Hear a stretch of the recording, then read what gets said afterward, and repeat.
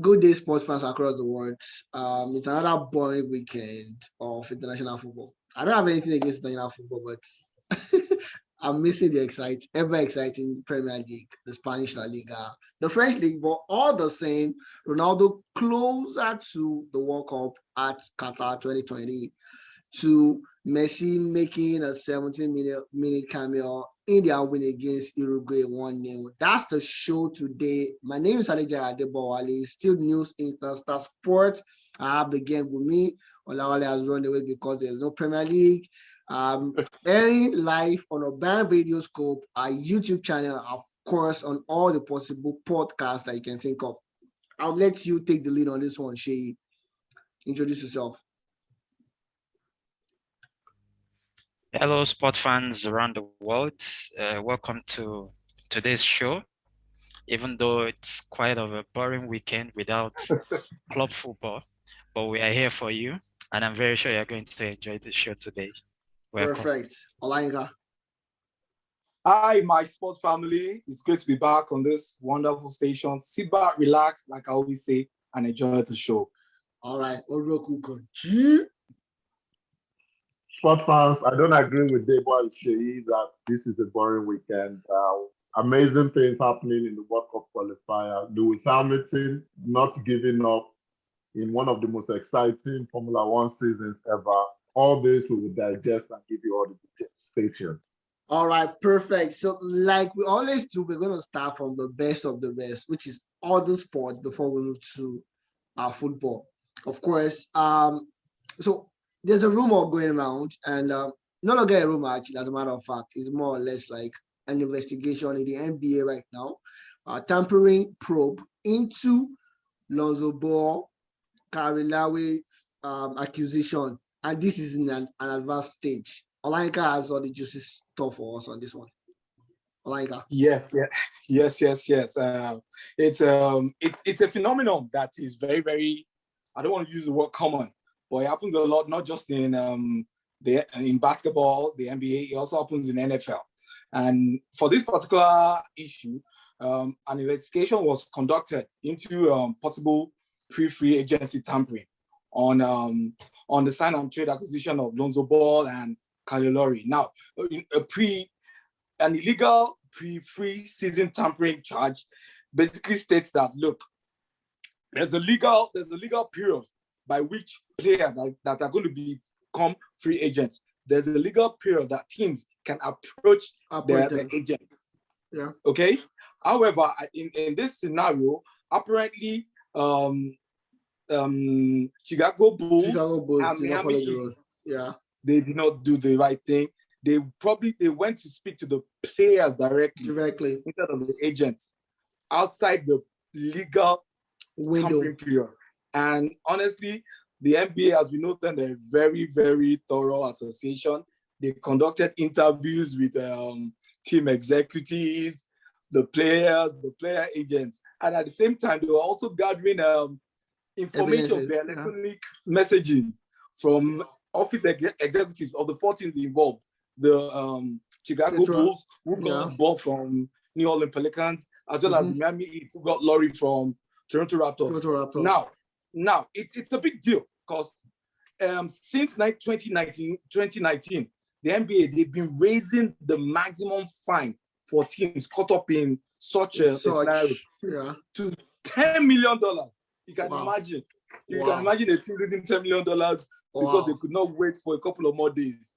However, and even in addition to that, they could also suspend team executives of all of the offending or erring team franchises, and at the same time, they also forfeit draft picks. So we were looking on interestingly to see what is going to happen at the end of the day. And you know, there's a precedent to this because a couple of I think it was last year, the Milwaukee Bucks, they were also charged for illegal free agency tampering, and that was what made them lose the 2022 second round pick because they illegally tapped Bogdanovic. And you know, we're looking at history. Hopefully the fine will not be too much. or they could even decide to acquit them. All right. I don't want Alonso Balls to have that feeling on his shoulders. He's a young lad. He's a young lad. Yeah, exactly. Nice. If you ask me, drop the ball, make them get the maximum fine. I just don't know if I'm a franchise. I want to get fined because of Kainawi anyways. Kashi, I'm going to come to you. The Bears dropped 39 points, 12 assists in their win against the New Orleans Pelicans, and he said his body's coming back to regular. I'm not buying into that. Do you buy into that? I kind of buy into it. We saw this happen even during his whole drama and trying to leave the Houston Rockets last year. Yeah. I don't think the Beard likes to start the season when the season starts. It takes him a while to get his groove going, and some people are like that. We have this general saying: some people are morning people, some people are night owls. I don't think James Harden likes to go gung-ho at the very start of the season. I really, truly want to believe him, especially because his input is largely needed with what is happening with my very good friend Kyrie. But dropping 37 is a good way to start. Yeah. And somebody who he knows his body best, and if he's telling you he's getting there, let's give him the benefit of the doubt. This guy started last year with a tummy bigger than mine, and before the All-Star games or All-Star month, this guy was looking very trim. Exactly. So, yeah. 100%. He knows his body best. Let's give him that. All right, you actually convinced me for the first time in history. I'm convinced now. I'm convinced. And of course, Nikola Jokic aggressive response to Murray's push. There was a shot in that game, and it was bad, honestly, if you ask me. What Murray did was actually wrong, but Nikola Jokic's response was more of a murderous one than man, why did you push me? Kachi, do you agree with me? It looks murderous. Yes, Nikola Jokic himself, the current or the reigning MVP, came out himself to say when he saw the video of his push against Markieff Morris and how his neck snapped, he himself was very afraid. He thought that was too aggressive a reaction from him. But credit to him for owning up. Not everybody will come and own up and say, hey, I'm sorry. Because what happened was a bad reaction to an equally bad body check by Markieff Morris. The only thing was that Markieff Morris's own happened in the course of the game, and it was not a counteraction, so to speak. Nikola has been suspended one game by the NBA. Some analysts think it's not enough because they want to put a stamp on reactions such as that. But one game means he's losing a significant paycheck. Let's not look at the number of games, but look at how much a game check costs the current MVP. Is running into several hundreds of thousands. Forget about the money. That's the money is not. It's never a problem. Forget about the money. Forget about money. But I want to chip something in. Shaq O'Neal came out to defend Nikola Jokic. He said, "When you push me like that, don't turn your back on me. Face me like a man." Do you think Shaq is right? Shaq was known for doing that throughout his career. Shaq is the kind of person that will dunk on you and lean on you till it brings you. So he loves throwing his weight around. Yeah, it's always been what he does. As a matter of fact, one of the things people had against Nikola, and I think that's what led to that reaction, was that Nikola was too jovial and too soft for such a big man.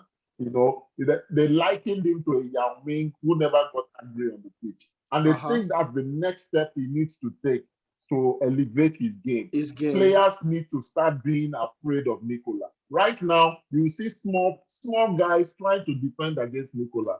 When it was Shaq's turn, and during Shaq's era, players made business decisions.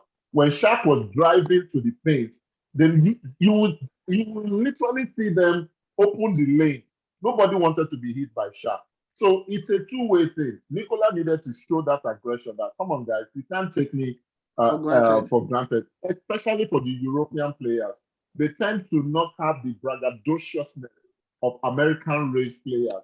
We see the current finals MVP, Giannis Antetokounmpo. They do things to him, but he does not retaliate. Maybe this is the next step to the total dominance of European players. Of Europeans in the NBA. We'll wait and see. All right, perfect. Thank you very much for that. All right, guys, I'm gonna come to you now. Steph Curry. I know for the past, when I like someone, I can't hide it, obviously, and that's one of the things that gives some catches nerves. But I don't care really. But realistically, Steph has been doing great things. Now, Steph has actually become the best three-pointers in the history of the NBA.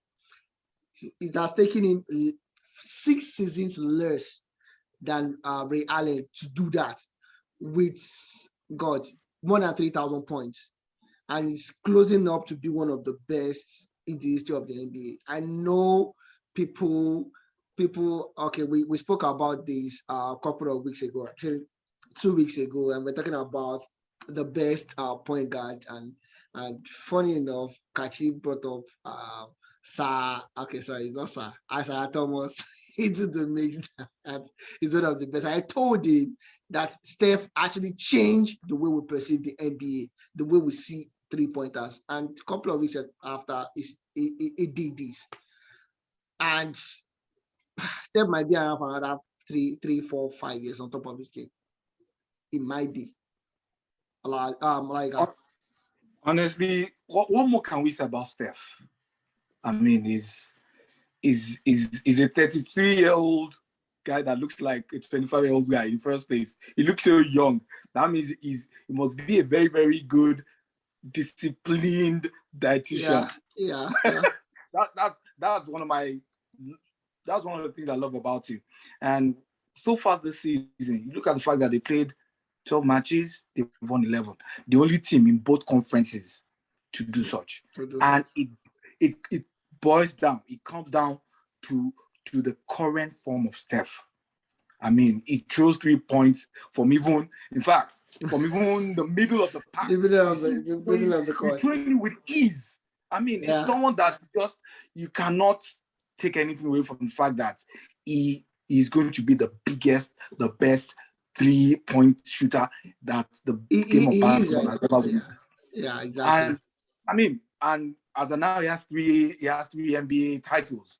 And at this rate, by the time Klay Thompson comes back to add more muscle, more finesse to that team, I mean, we're going to see a different Steph Curry. At the same time, when you look at this form right now, can you even get a better Steph Curry? So getting a better Steph Curry will probably get you an astronomically talented Steph Curry, which is unimaginable. Steph Curry the young man is in a league of his own. He's in a league of his own. He's in a world of his own. Exactly. I think this season they might just nick the title again. They're looking good for it. His team. Kachi, I want to ask you a question. Who do you think, in your own honest opinion, in the NBA right now, a point guard, 3-point shooter, close to Steph Curry, or could be the next Steph Curry? There's no one. There's no one. Right now in the league, in the current NBA, among active players, there's nobody. Wow. Steph shoots at a ridiculous clip. He shoots at almost 49% from the 3-point range. Who does that? That means almost 1 in every 2 3-point attempts goes in. Nobody does that. And what makes it so unique and so interesting is Steph is not a ball dominant. He really doesn't need the ball in his hands to. I mean, he can give you 50 points off without bouncing the ball more than 25 times because it's a catch and release kind of point guard. He doesn't really need to drive to the perimeter. He can shoot it from the halfway, from the logo, and it's, he said it, he has elevated the 3-point game. And I mentioned it 2 or 3 weeks ago that the only thing I can't blame Steph. It's just people, it's a copycat league. Now you see even LeBron trying logo shots and everything. We're seeing young kids, 6, 7, 8, 9-year-old kids who don't even have the arm strength trying the 3-point. trying it in great. I watch pickup basketball, around me and also on TV. And kids are trying this. The NCAA basketball league just started now, and the next generations are also trying that. That's how much impact Steph has had. So if you're asking me, who is closer to Steph, there's really no one. Who should? In fact, the next best person is a 36-year-old Carmelo Anthony. That's how bad. That's how bad it is. Just to add some. Kachi, don't worry. A couple of weeks, I'm gonna ask you the same question I asked you a couple of weeks ago. That's who is the best point guard ever in the history of the NBA? I don't want you to answer right now. Olaika, echo your sentiments. You want to say something? Okay. Yeah. Relating to your question about who could be like Steph Curry, there are three potential players that I see can be like Steph Curry, but in all honesty, they can never be him. You have Trae Young of Atlanta Hawks. Okay. He played wonderfully well last season, but this season hasn't been consistent. Exactly. Same with Devin Booker. You also have Booker, don't cage. Okay. He's okay. He's a dependable player. Then finally, you have this guy, Duncan Robinson of the Miami Heat. Okay. Exciting player, and he's so exciting, and he's good. He's so good that the Miami Heat, they gave him a 5-year, $90 million contract. That shows that they've identified something special. But at the end of it all, nobody can match the consistency and the tenacity of that young man. Let me call him young man called Steph Curry, who has carried a team on his shoulders for years, like the Lionel Messi of Barcelona. Those three guys might improve on their games, but I don't think they can get to that limit, that crescendo style play of Steph Curry. I don't think so. All right, perfect. That's great. Of course, Sally Hamilton did a strange one from being disqualified to winning the race. Kachi. Wow. Lewis Hamilton continues to define logic and continues to pile memories to an already expansive repertoire of memories, so to speak. By the time he retires and people want to pick landmark races in his career, this race will be one of the races that we discuss.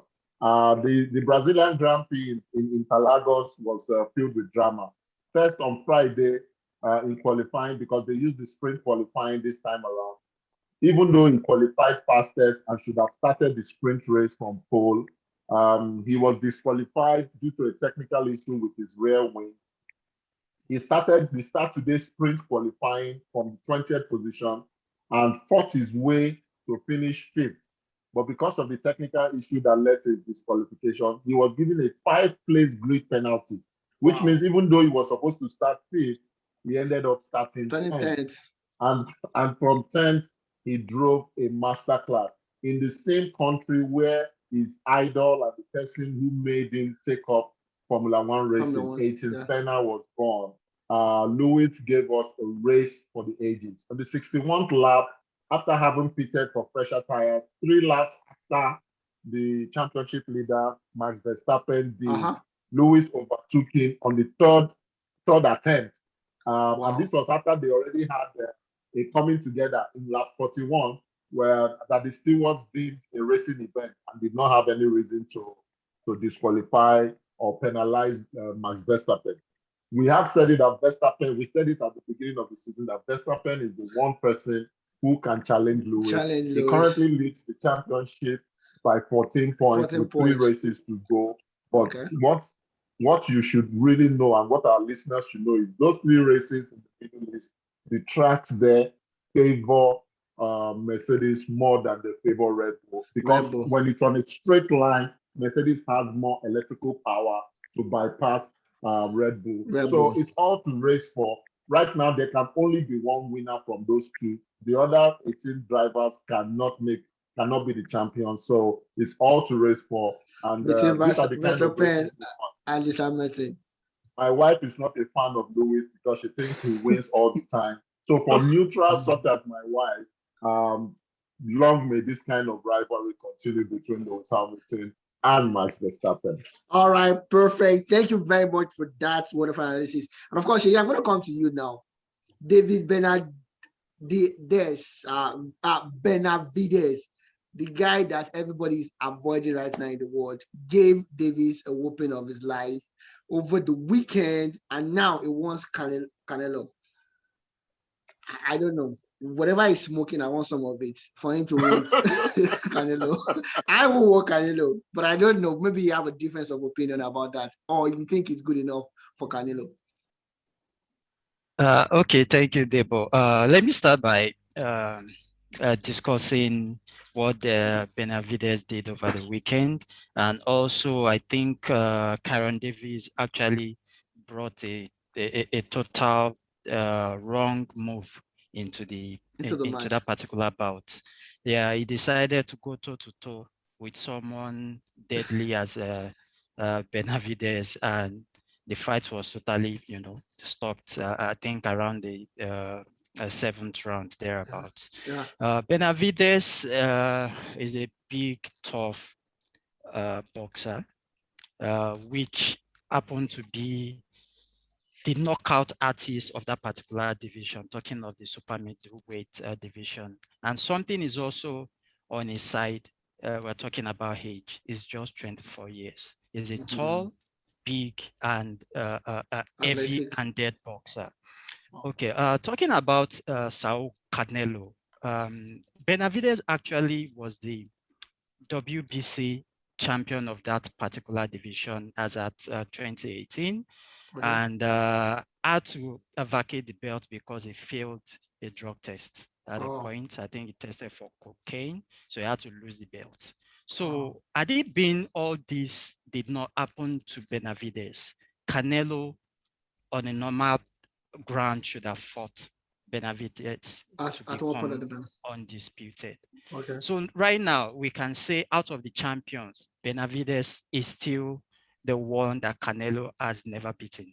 So I think it's going to be a good matchup between both fighters. Canelo, we know he has all the experience, he has the good team behind him, and he also has the power in his punches. But talking about Benavides, Benavides is the boxer that wants you to hit him because he's also ready to hit you. And at the end of the day, one person is supposed to go down. I think it's going to be a close one, but I think Canelo, with all the experience, the skill, the tenacity, the endurance in all his might, I think Canelo might a little bit edge it. For the first time, we're going to be seeing someone that has quite a lot of power facing Canelo, and I think it's going to be a wonderful bout to watch. All right, perfect. I'm pretty sure the boxing federation are licking their lips right now. Olayinka, you have a difference of opinion.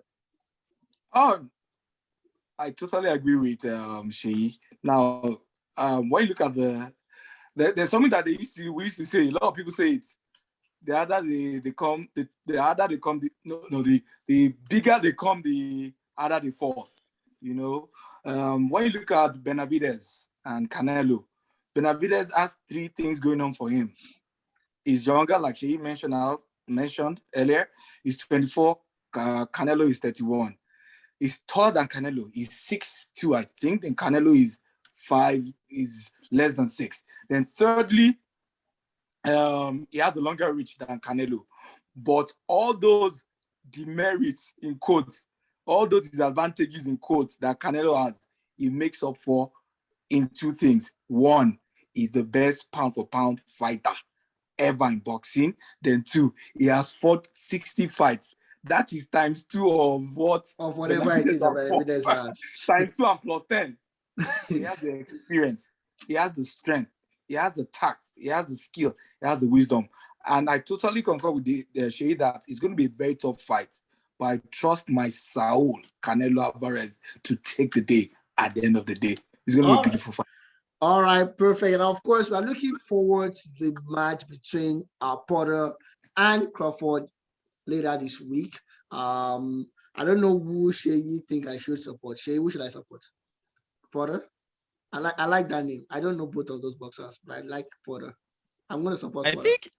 I think you should support Porter, actually. I think he's the fighter that's ready to fight any fighter. He's still the person that I think has faced all the champions in that particular division. He's ready to take on any fight. And even people still wonder why Terence Crawford decided to take on Sean Porter to defend his bout. Porter is the guy that has fought everybody. He's been champion. He has lost, he has won, and come back. So it's quite a little bit somehow for me. I think Terence Crawford is more skillful. It knows how to change styles within the ring, as in to manage a game better. Porter is a toe-to-toe fighter. Is ready to get you down at any point in time. Porter's record, I think he has like 3 defeats, but guess what? They are all split decisions. They are all decisions. Nobody has been able to knock him out. And he has fought Errol Spence, he has fought Danny Garcia, he has fought Eugenis Vugas, he has fought Kate Tuman, Adrian Broner. So I think this is the guy that's ready to beat anybody and is ready to be beaten by anybody. He has nothing to lose. So that's what I'm looking at forward to next week. Let's see what happens between Crawford and Sean Porter. All right, perfect. Now we're going to a quick break right now. And when we'll come back, we'll be jumping to the not so interesting world of football. But of course, Steven Gerrard is back to the Premier League. Eddie Howe is back with Newcastle. And the EPL management are not trying to make it easy for Newcastle. Don't go anywhere, guys. We'll be right back. Now, to the not so interesting world of football right now, we'll start with the guys that have qualified for the World Cup in Qatar. But I'm just thinking about something, Kachi. Someone said, and I quote, if Messi happens to play in these Euro qualifiers, he will have scored more international goals than Ronaldo. And I don't know, it's debatable. And it's something that I want your opinion about. I'll start with you, Kachi. It's debatable, but there's an element of truth to it. You need to see the caliber, because unlike Africa, there's no elimination phase before the final phase of qualifiers. So what UEFA pretty much does is to split up its member nations into groups and then allow group winners to qualify automatically and second place team to go into a playoff. And there you find yourself being a European power competing against Azerbaijan, with all due respect, Albania, and you can start hard. We call them empty calorie goals. But the truth is, and this is credit to Ronaldo, you play the team placed in front of you. In spite of all these numerous one-sided games, we've seen the classic David versus Goliath story. Case in point is what happened to Germany in this same qualifiers, losing, I can't remember, I think it's to Luxembourg or Northern Ireland, I can't remember, in Germany. So this thing happened. We come back to Africa. My home country, Nigeria, hosted Central African Republic, a team ranked 150 places below Nigeria, and they lost in Lagos. You can also never forget Greece, not a powerhouse in 2004, yet they went to a tournament hosted in Portugal and beat the host country. Twice. So, yes, twice. Possibility of Ronaldo, of Messi scoring more goals happen, but let's not also forget that South America also has whipping teams, and yet Messi is not getting this number of goals. So you can argue with there's merit to it, but until it happens, and it can never happen, it will always be an argument and a watching. All right, perfect. Of course, just so you understand, Ronaldo probably have to face 5 teams in his own group. Messi has more than 10 teams to face in his own group, because in the South American qualifiers, you play against all the teams on the log. And of course, so we have Germany that have qualified for the World Cup right now, Denmark, France. Mbappe scoring a super hat-trick last night. Benzema with a brace as well. The not so much delectable Antoine Griezmann scoring a brace. I hope he gets his scoring boot back for Diego Simone's side when he gets back to Spain later this week. Of course, Belgium, as expected, Croatia to have qualified, and Ronaldo's Portugal could qualify potentially if they defeat Serbia. Is the game finished, Kachi? The game ended, and Portugal lost at home to Serbia. So Serbia qualifies automatically. Portugal goes to the playoff. Oh wow! That means £1 million euros actually did the wonder for the Serbians, because the Serbian government actually promised the Serbian players €1 million if they can stop Portugal in that match, and they just did against. They successfully did. It was the 90th minute goal. Portugal were on course to qualify if they had finished the game in a draw. It was 1-1.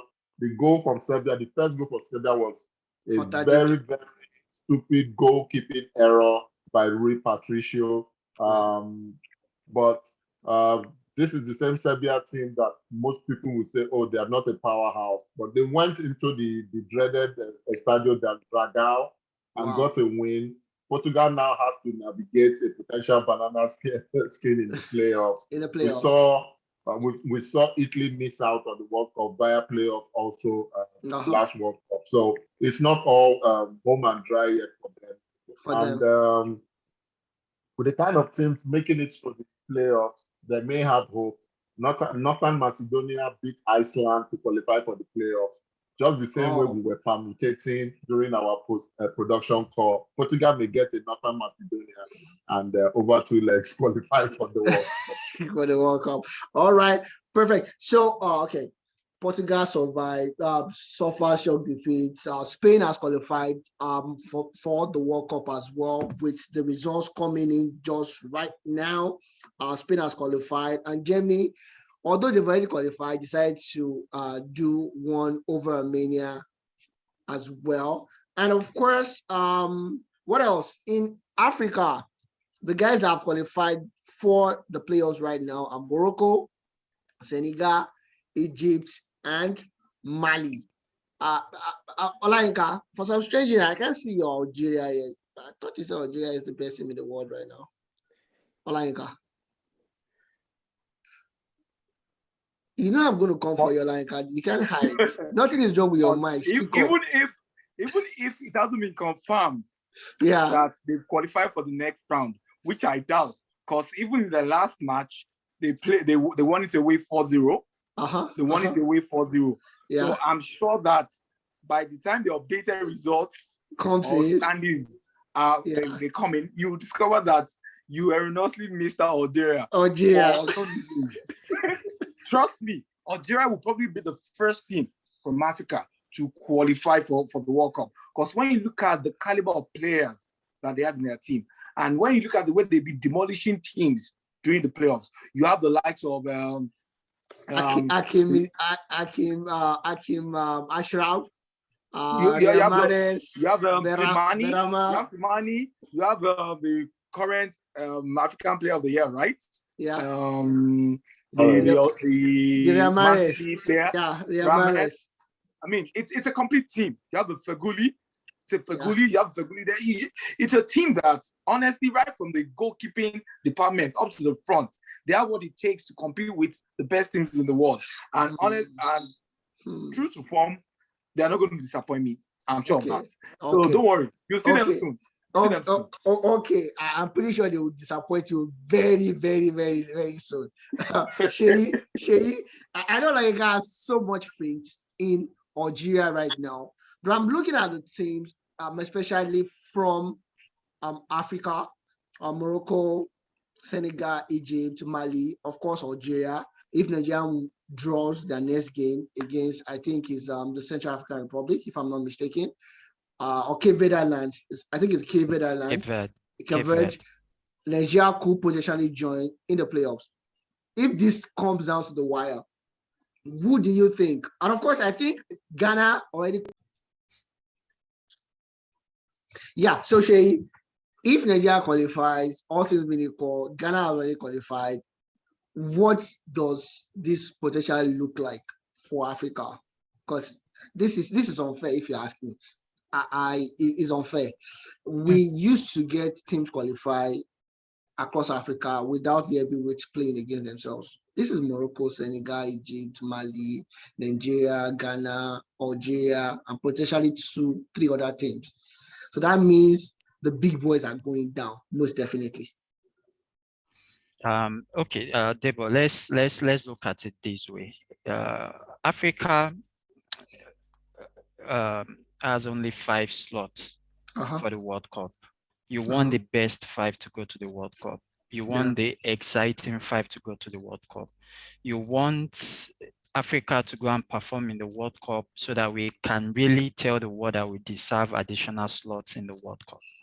And I think the only way we can achieve this is to actually make the best of the best play each other so that we can get the teams that are on form or in form rather to go to the World Cup. So when they started this particular group seedings and this particular route to the World Cup, it looked like, okay, it's going to be easier for the big boys to scale through these group stages, which we've seen.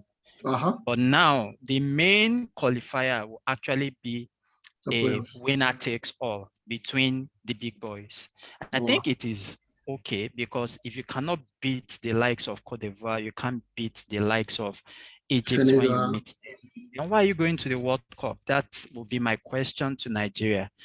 Even though my mind as a Nigerian is praying for a weak team, because every country wants to be in the World Cup. But I think if these Nigerians cannot beat the top guys, there's no reason for them to go to the World Cup. So who would you want for Nigeria to play against, honestly?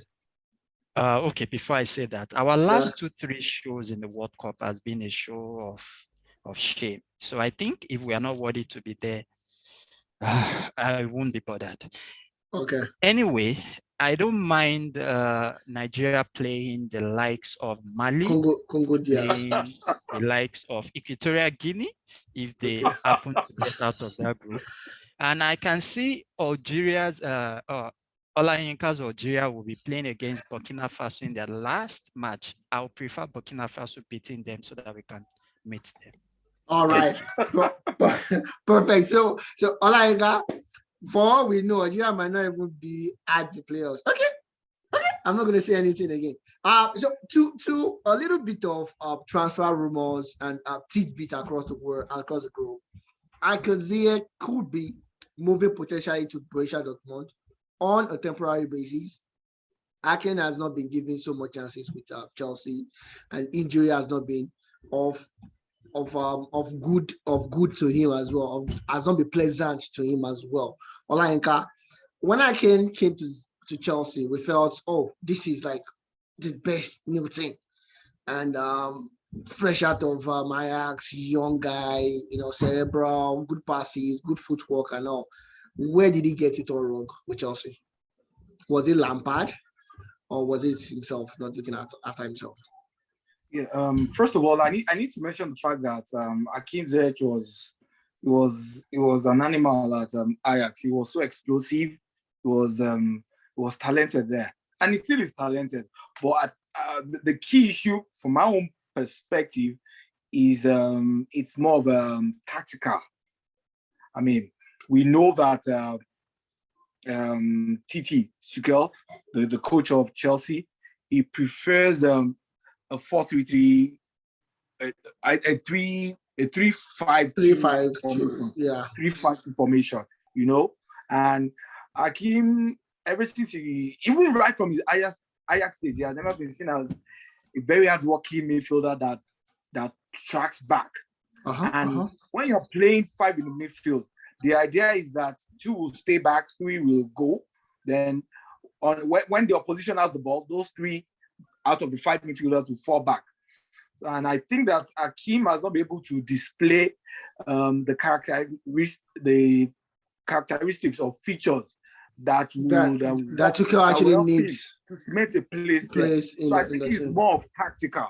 And is players nowadays they tend to be very, very sensitive. Once they think that they are being overlooked far too many times, like Van der Berg of Man United, who also coincidentally came from Ajax and appeared to have been overlooked. So maybe the problem might be the football philosophy from Ajax. 1 or 2 might be the fact that Ajax players find it difficult to adapt to the British or English way of playing, especially when you're dealing with high-level coaches like Thomas Tuchel. I won't say Ole, like Thomas Tuchel. So I think it's more of a formation thing. It has nothing to do with Hakeem's personality or playing ability. It's a formation. It's a strategic thing. Okay. All right. Perfect. Thank you very much. And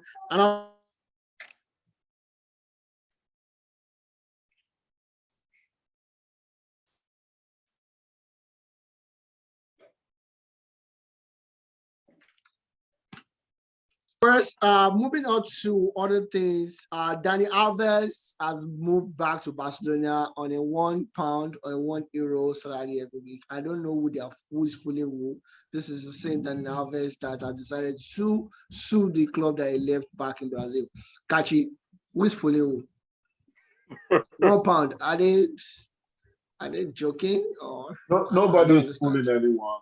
Okay. I think it's just a case of creative accounting on the side of Barcelona and Dani Alves's. I knew you have a criminal explanation for it. Continue, Kachi. No, we've seen it happen in the past where players decide to prorate their earnings and leave it instead of putting it in the actual contract. They put it as incentive. Okay. Let's not forget that when we were analyzing what went wrong with Lionel Messi, part of what we said Barcelona management did not consider was, why not tell Messi to play at a much reduced contract and tie the rest of his money to the incentives? Those incentives will not add up to the contract value that you will take to your FA, because you'll be like, oh, number of appearance, if you score X number of goals and the likes. Beyond the money, Dani Alves is coming to Barcelona to help Xavi instill a particular style of play, which the Nelson Semedos and the Semedo has gone to Wolves. Okay, so Semedo is going to and the ultra of Fitz Samuel Titi, Sergio Roberto probably have not seen. They would have to see somebody who, despite his age, has kept fit. Those are some things are more qualitative than quantitative. He may not start every day. He's probably going to be a Zlatan Ibrahimovic. Professionalism, diet, body maintenance, fitness.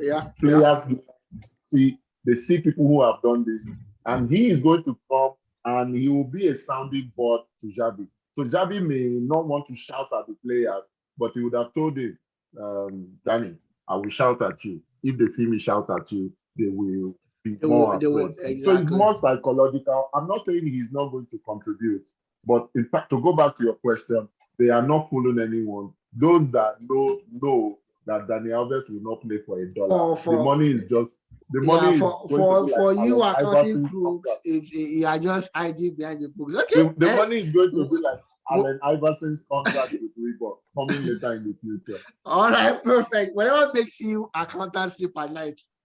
Sherry, I'm going to come to you. Raheem Sterling has not been getting so much playtime with Man City, and he's trying to move temporarily to Barcelona come January. Do you think this is going to be a good move for Raheem Sterling? Okay, good move for Raheem Sterling or good move for Barcelona. I'm trying to think who is going to benefit more. Yes.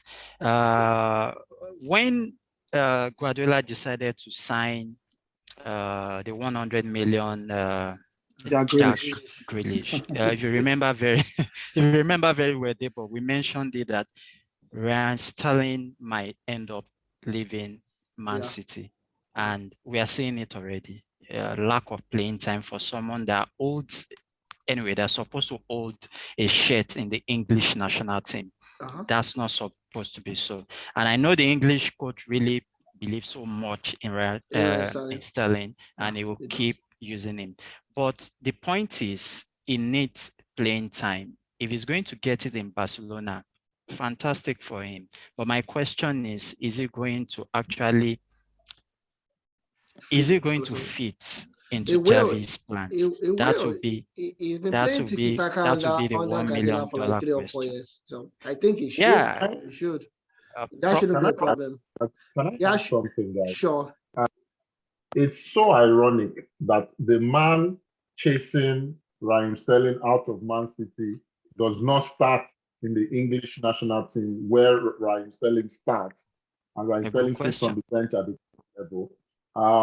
But to go back to what Sheyi has been saying, I think it will bode well for Sterling, because there's something about eating the humble pie and having a refresh. He's going to a team where expectations right now are not so high. Xavi is going to be given almost 3 years to fail. To rebuild. Exactly. So his performance will not be deemed good or bad because he's in a rebuilding phase. He needs that change of environment. He has tasted how tiki-taka works already with the Pep Guardiola introduced. In fact, let's be sincere with ourselves. Raheem Sterling got better when he started playing a Barcelona style of football. That means having cerebral midfielders around the Thiago Silvas, David Silva, and the Brazilian enforcer in Fernandinho. So going back to Barcelona, where all this originated from, I think it will bode well for him. What he will only say is, will he have the caliber of player he has in Man City to thrive very early? I guess that's the question. All right, perfect. Olayinka, I'm gonna come to you right now. Steven Gerrard is back in the Premier League with Aston Villa. I don't know, mixed feeling for me. I love Gerrard, and Aston Villa, they did well they bought well over the summer, but for some strange reasons, they've not gotten the results, except for beating Manchester United. I think they've lost their last 6 or 5 games.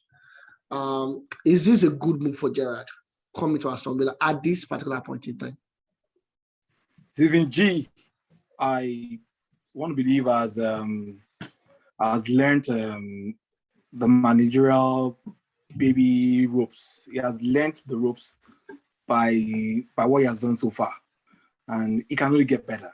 He has done 3 years at Rangers of Scotland, and within those 3 years, he has he won a trophy, and he actually grew the Rangers team. He developed it into a team that, to a large extent, were winning matches. I mean, and it was exemplified. His tactical prowess, his growing tactical prowess was exemplified in the fact that I think in his last 2 years or last 2 meetings in the old derby, they've won. I mean, and they won convincingly. Let me put it like that. Steven G, I mean, he paid his dues as a player, and I personally think that most good players that develop into managers in the world of soccer, they're usually players that play defensive midfield towards the end of their career.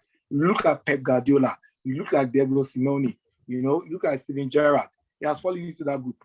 Those kind of players, they have the ability to read matches very well. And that's why they usually develop into great coaches, into massive coaches. And I think he did the right thing. Instead of jumping into a big-time club and putting himself under pressure, he has joined the team, whereby he will be given the opportunity to grow the team. They are in trouble. Aston Villa is in trouble, given the fact that they are the lower rung of the table. So right now, I don't think there's any pressure on him to win titles. The number one pressure on him will be not to be in the relegation zone and also grow a team for the future. And I think that's the best opportunity that can present itself to a coach of Gerard's stature, young and growing. So I think he's going to succeed. I only hope that it does not come to what's it called, Anfield, and takes the maximum points. Otherwise, we won't allow him leave. I mean, Gerrard is going to be a great coach, and ultimately, it might even end up coming to Liverpool. To Liverpool at one point or the other. All right. Just so you know, Gerrard has played managed 214 games for Rangers, winning 138 games out of it, with a 64.49%. That's like 65% win ratio after 3 years. And Gerrard right now has an average point of 1.9 per game, which is massive as well. 62.52 win percentage for him while winning the league for a club that were in administration a couple of years ago. So I wish Liverpool, Steven Gerrard well. I'm not sure about Aston Villa, but if you look at the caliber of players they have at Aston Villa, the Danny Ings of this world, Tyrone Mings, maybe they will be able to do it. And if Matthew and Matt Kashi could be the flying wing back for him, just so you know, he bought into Jurgen Klopp's idea. I believe the staff was posted on a social media handle as well for you to see, guys, if you want to see. Before Gerrard, the flying wing backs of Rangers don't have goals and assists. But after Gerrard, they had Massey was at least 10 to 12 assists. A replica of what we are seeing in TTA and the Robinson at Liverpool. And of course, I'm going to come to you now, Kachi. Eddie Howe or Eddie Howe, if I'm pronouncing it right, has decided to take the first shots at Newcastle right now. It's a job that are giving to him pending the time when they get a world-class player. So it's more or less like the testing robots right now. Get us into that place, and when we are ready, we'll fire you to get a world-class coach. But is it a good move for him? Out of job for quite a while now, and getting back to Castle. Castle have the history, not the players right now, but they have the history. Good job for Eddie. Very good. I think it's a good move. This is reminiscent of the Man City move after the sheikhs and the billionaires joined and rather acquired the club, starting with Kevin Keegan, and then just moving upward right there. Eddie Howe, let's not forget, at the point was touted as the best person to replace Arsene Wenger in Arsenal because he has an identifiable style of play. We've seen him time and again elevate the caliber of the players he's coached. The guy currently leading the line for Newcastle, King, can't remember his first name, is actually a product of Eddie Howe's. No, Callum Wilson. Callum Wilson is a product of Eddie Howe of Bournemouth. We saw Bournemouth play very expansive style of football until, I guess, the only thing that happened to Eddie Howe was he overstayed his welcome. It's similar to what is happening with Brendan Rodgers. There's a point when the message stops getting across to the players. We saw Brendan late season collapse in Liverpool and twice back-to-back season in Leicester. I guess for Eddie Howe, the risk would be, the challenge would be, when will the ovation be loudest for me to go? I'd rather leave before I get replaced. But will he succeed? I expect him to. I don't know the kind of mandate he has. I think it's a 2+1 contract he has, which is 2 years with an option to renew for a third. I think 2 years is enough for him. But like similar to Stevie G, the most important thing right now for all those billionaire money is they have to remain in the Premier League. It's a tough ask. Nobody who stays in the bottom three the last 5-6 years in the Premiership has survived relegation. Newcastle is on the precipice right now. Is there enough time for Eddie Howe to turn the tables around? Impose his philosophy? Time will tell, but is it a good signing for the caliber of club? Because Newcastle is not a big club. Let's call let's call it spade what a spade is. But they have the history. It's not a big club. All English clubs have history. But just like Chelsea, they have history as well. You can't compare Castle with Bournemouth or or Burnley. They still have the history. And you can't compare Newcastle to Chelsea. You cannot compare Newcastle. Chelsea is not the first time. Chelsea were the team in 2004 that did not win the league for 50 years until a certain Jose Mourinho came and turned things around for them. Okay, now let's not forget that in spite of the fact they were not winning leagues, they were winning FA Cups. They were winning UEFA. They were not small bodies. Newcastle, don't forget, this is not the first time they were experimenting with big money acquisition. This is not the first time Newcastle will try infusing money into the league to see whether they can buy it. This is like 300 billion money. This is not small money. And that is until Eddie Howe makes them buy it. Until Eddie Howe makes them buy it, they will continue to remain. I agree with you on. Bottom club of the kind side. I agree with you 100%. And of course, Enis Salih made his debut for Romania. 15-year-old. Coming off the bench, is the youngest player to ever play for Romania in their history and in the history of European qualifiers, of course. And Mateusz Ginter and Denis Zakaria could be leaving Borussia Mönchengladbach. Don't forget, these two guys are in the last part of their contract. And the sporting director of Borussia Mönchengladbach has come out to say these guys could be leaving before the end of the season. That is January. And don't forget that Liverpool, Arsenal, Manchester United are actually interested in Denis Zakaria. We hope someone is going to come out and buy one of these guys. Zakaria is actually a player that I hold in high esteem, probably for Manchester United to replace Fred. Anything but Fred right now for Manchester United. I'm pretty sure she is not in agreement with me. Shea, I'm going to come to you right now. Aminata Diallo was castigated a couple of days ago for the tragic event that happened at PSG.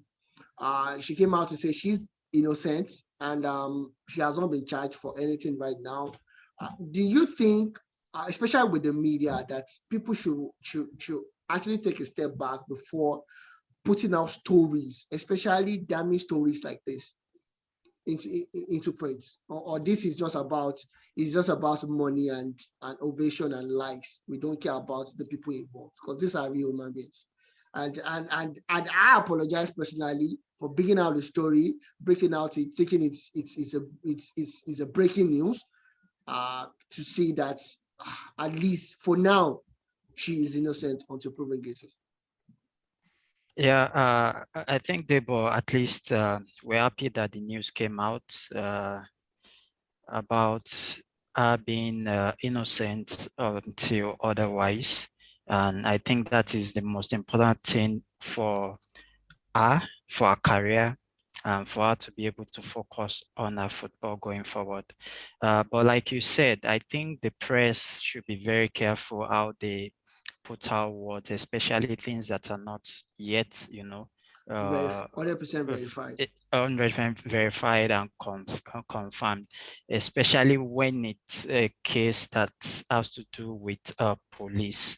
And I think the best way for her is to just keep her head down, try as much as possible to try to forget whatever, because nowadays that the social media, a lot of posts, a lot of abuses, especially we don't want to start talking about race here, but especially because of the color of our skin, you could only wonder the type of insult, the type of even threats to life that the young lady could have, received. Yeah. And such things can even affect you psychologically when it comes to training. You want to step out of your house, you're looking over your shoulders and all that. But it's just for us to just try to, I think, try to inspire her to continue to focus on her football, on her future, and definitely I'm sure this shall pass. All right, perfect. We hope shall pass, it shall be for Aminatou Diallo. And of course, Alayinka, Jack Wilshere came out to say that he was thinking of retiring from football at the age of 29. When he goes home, the son asks him, Dad, when are you playing soccer again? Are you ever playing again? It's a sad one because I remember the 16-year-old winning the man of the match in his first game for Arsenal, bossing the midfield against Xavi and Iniesta, probably the two best midfielders of their generation. And here we are, a couple of years after a dwindled career. Do you think Arsenal, in all honesty, do you think Arsenal did not undo the career of Jack Wilshere as they should?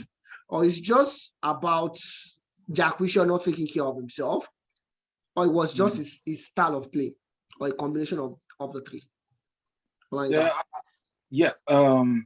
I basically think the first one has to do with his combative style of play. You know, Jack Wilshere is a player, because he's still alive. He's a player that I actually admired very much when he was at Arsenal. I saw that African style, African mentality, African structure in the way he played. You know, every game that he goes into, he plays with his heart, he plays with his might, and he also had the skill set then. And I mean, the trouble started when the injuries crept in, you know, and I believe it has to do with the fact that it was well managed during that period. You know, when a player that you deem as being very important gets injured, as a coach, you quickly want to put him back into shape and throw him into the mix, especially when you have very key games to be played. And I think that was what happened in his case.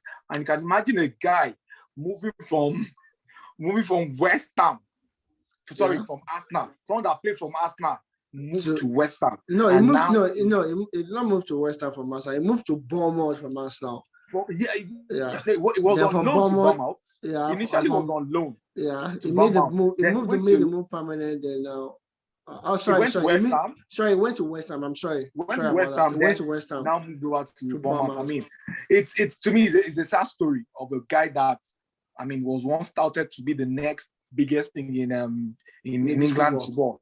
You know, and I think I just want to wish him well. It gets to a stage in one's life when you know that your body can't take it again. And it's so sad that at the age of 29, Jack Wilshere is saying that his body cannot take it again. And I know England has missed him, and it might be difficult to come up with another player in the mold of Jack Wilshere. In the mold of Jack Wilshere. All right, perfect. Jack Wilshere was sure about that. We wish you good luck. We wish you better health, even if he does not play football again. I remember a certain Dean of West Ham that had an injury playing for England as well. He's doing pretty well for himself right now. Within the science of football, Jack can do the same. It's not compulsory sometimes that you play football. But there's this particular Sebastian Desla of Germany that struggled with mental issue, retired at the age of 24, 25 as well. So Jack Wilshere could go down that lane instead of hurting his body so much. Sheyi is saying Arsenal should improve their medical team. I agree with Sheyi 100%. When you're talking about players like Diaby, Tomo Rosicky, Santi Cazorla, you know, among there were so many, especially in that generation, and somehow it's only Arsenal that always have the injury worries, including Van Persie as well for a very long time as Arsenal until these final 2 seasons that he kept fit somehow miraculously by using os placenta. According to Van Persie himself, he said he used, because his wife is a Moroccan, he used the unorthodox way of os placenta. I don't know how much that works. Maybe you should give Jack Wilshere the number of that doctor, orthodox doctor. Of course, on people to the Premier League, Leicester City is going to be playing against Chelsea. Leicester has been in a poor form. Kachi, do you think Leicester could manage something? They are playing at the King Power Stadium against Chelsea.